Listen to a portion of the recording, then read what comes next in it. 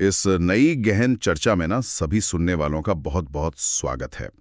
आज हम एक बहुत ही रंगीन, ऐतिहासिक और सच कहूं तो एक बहुत ही इमोशनल सफर पर जाने वाले हैं। हाँ, और ये सफर हमें इतिहास की उन परतों तक ले जाएगा जो अक्सर किताबों में नहीं मिलती। बिल्कुल। आज का हमारा विषय है राजस्थान के लोकगीत।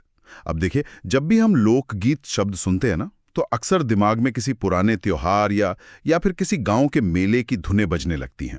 शादी ब्याह की जीत याद आने लगते हैं। हाँ, वही। ऐसा लगता है जैसे ये महज कुछ पुरानी धुनें हैं जो बस पीढ़ियों से चली आ रही हैं। लेकिन आज की इस चर्चा में हमारा मिशन कुछ और ही है। हम इन गीतों की गहराई में जाने वाले हैं। एकदम सही। हम ये समझने की कोशिश करेंगे कि ये लोकगीत सिर्फ मनोरंजन का साधन नहीं है, बल्कि ये मानव मन की ना स्वाभाविक अभिव्यक्तियां हैं। ये उन सामाजिक और ऐतिहासिक मान्यताओं के जीते जागते दस्तावेज हैं जो हमें उस दौर के समाज की बहुत गहरी समझ देते हैं। और खासकर उस दौर की महिलाओं की स्थिति की। हाँ, और मेरी उत्सुकता तो यार इस बात को लेकर सबसे ज्यादा है कि जरा सोचिए, जब संचार का कोई फास्ट तरीका नहीं था, इंटरनेट या स्मार्टफोन तो दूर की बात है, तब भी लोग अपनी भावनाएं कितनी गहराई से व्यक्त करते थे। ये उत्सुकता बिल्कुल जायज है। देखिए, अगर हम इन लोकगीतों को सिर्फ संगीत के चश्मे से न देखकर एक मनोवैज्ञानिक और ऐतिहासिक दर्पण की तरह देखें, तो उस समय के समाज की जो तस्वीर उभरती है ना, वो बेहद हैरान करने वाली है। मतलब एक अलग ही दुनिया नजर आती है। बिल्कुल। ये गीत वास्तव में उस दौर के संचार के तरीके थे। ये अपनी चिंताओं को कम करने के साधन थे, सामाजिक दबावों को झेलने का एक तंत्र थे। एक तरह का कोपिंग मैकेनिज्म कह सकते हैं। हाँ, बिल्कुल वही। और खुशियों को साझा करने का एक बहुत ही मजबूत माध्यम भी। मानव मन हमेशा से अपनी बात कहने के लिए कोई ना कोई रास्ता निकाल ही लेता है, और राजस्थानी लोकगीतों के इस खजाने को खंगालने पर ठीक यही समझ आता है कि कैसे समाज ने अपनी हर एक भावना को सुरों में पिरोकर सुरक्षित कर दिया। सही कहा, हर डर और हर उम्मीद को। तो इन्हीं भावनाओं में जो सबसे मजबूत और शायद सबसे पीड़ादायक भावना होती है, वो है किसी अपने से दूर होने का दर्द। तो चलिए प्रतीक्षा और विरह के उन गीतों से बात शुरू करते हैं जो प्रकृति को ही अपना संदेशवाहक बना लेते थे। ये बहुत ही खूबसूरत पहलू है लोकगीतों का। मुझे ये बात बहुत सोचने पर मजबूर करती है कि जब चिट्ठियां पहुंचने में भी महीनों लग जाते थे, तब परदेश गए अपनों से बात कैसे की जाती थी। स्रोत सामग्री में सबसे पहला और सबसे मशहूर नाम आता है केसरिया बालम का, जो कि राजस्थान का राज्य गीत भी है। हाँ, और जानकारियों के अनुसार इसे मांड गायन शैली में गाया जाता है। इसमें एक पत्नी परदेश गए अपने पति को वापस अपने देश बुला रही है। अगर मैं इसे आज की भाषा में कहूं तो ये उस दौर का सबसे क्लासिक और सबसे खूबसूरत मिस यू संदेश है। ये बहुत ही सटीक तुलना है। लेकिन मैं यहाँ थोड़ा रुकना चाहूंगा। हमने मांड गायन शैली का जिक्र तो कर दिया, लेकिन जो लोग शास्त्रीय संगीत की गहराइयों से वाकिफ नहीं हैं, उनके लिए अगर आप इस शैली को थोड़ा आसान भाषा में समझा सकें। जरूर। मांड वास्तव में कोई पारंपरिक राग नहीं है, बल्कि ये गायन की एक बेहद परिष्कृत और राजस्थानी लोक शैली है जो मुख्य रूप से राज दरबारों में विकसित हुई थी। अच्छा, राज दरबारों में? हाँ, इसकी धुन में ना एक अजीब सी कशिश होती है, एक ऐसा ठहराव होता है जो सीधे दिस पर वार करता है। ये शैली खास तौर पर प्रेम, श्रृंगार और विरह यानी अलगाव के दर्द को आवाज देने के लिए जानी जाती है। मतलब ये दर्द को और गहरा कर देती है। बिल्कुल। जब केसरिया बालम मांड शैली में गाया जाता है तो उसमें महज शब्द नहीं होते, बल्कि मीलों दूर रेगिस्तान में बैठे एक इंसान की वो तड़प होती है जो चाहती है कि उसका प्रिय बस किसी भी तरह वापस आ जाए। ये सच में बहुत भावुक करने वाला है।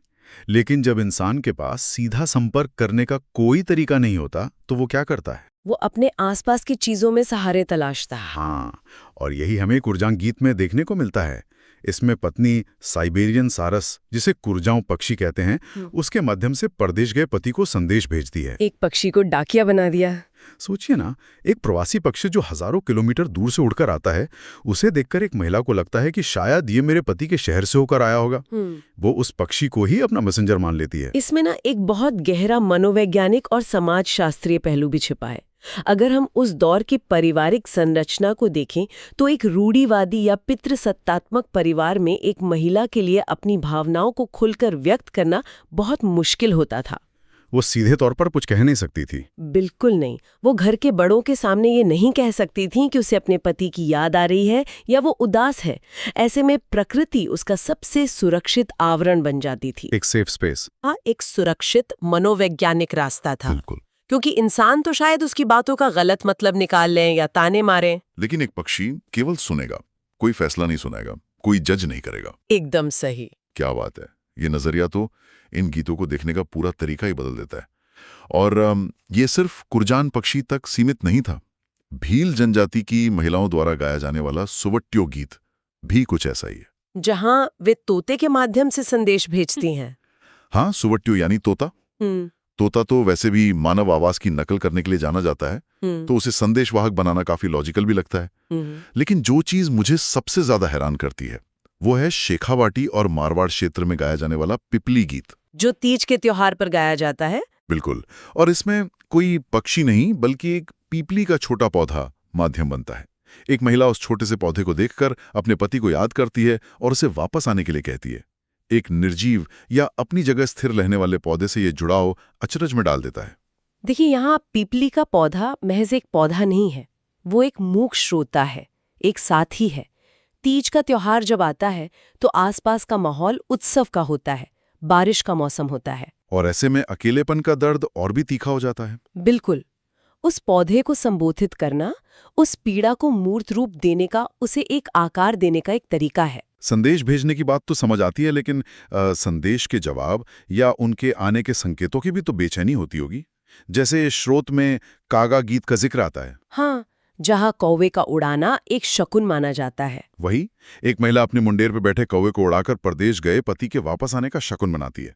हमारे घरों में आज भी बड़े बुजुर्ग कहते हैं कि मुंडेर पर कौवा बोले तो समझना कोई मेहमान आने वाला है। ये बहुत आम मान्यता है। इसे समझने के बाद ना मुझे ऐसा लगा जैसे आज के समय में हम कोई मैसेज भेजकर बार बार अपनी स्क्रीन देखते हैं कि व्हाट्सएप पर ब्लू टिक आया या नहीं, या सामने वाले ने मैसेज पढ़ा या नहीं। हाँ, उस समय वो मुंडेर पर बैठा कौवा ही उनके लिए एक तरह का ब्लू टिक या नोटिफिकेशन था। ये तुलना काफी दिलचस्प है, लेकिन इसमें मनोविज्ञान का एक और गहरा पहलू है जिसे हम कंट्रोल मैकेनिज्म कहते हैं। वो कैसे? जब परिस्थितियां हमारे हाथ में नहीं होती, जब कोई व्यक्ति ये नहीं जानता कि उसका पति युद्ध से या व्यापार से कब लौटेगा या लौटेगा भी या नहीं, तो वो अनिश्चितता इंसान को अंदर से खा सकती है। एंजाइटी बहुत बढ़ जाती होगी। बिल्कुल। ऐसे में शकुन या ओमेन्स में यकीन करना, जैसे कौवे का उड़ना, दरअसल उस बेकाबू परिस्थिति में थोड़ा सा नियंत्रण या सांत्वना ढूंढने की कोशिश है। ये उम्मीद का वो बारीक धागा है जो प्रतीक्षा के तनाव को कुछ हद तक कम कर देता है। बहुत खूब।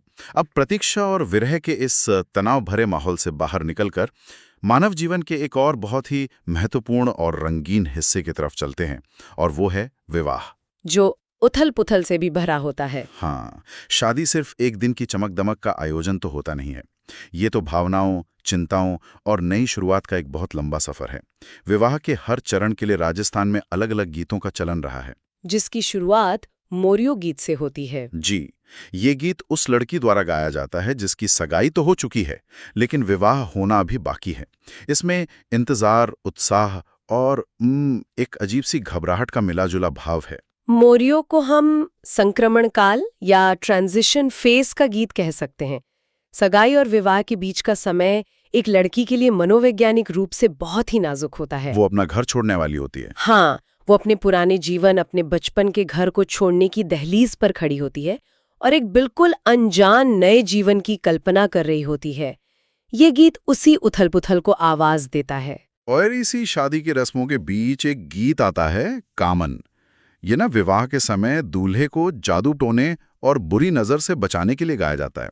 आज के मॉडर्न दौर में जादू टोने की बात शायद थोड़ी अजीब लगे, लेकिन उस समय के समाज के हिसाब से देखा जाए तो इसके पीछे भी एक ठोस कारण नजर आता है। हाँ, मैंने भी यही सोचा।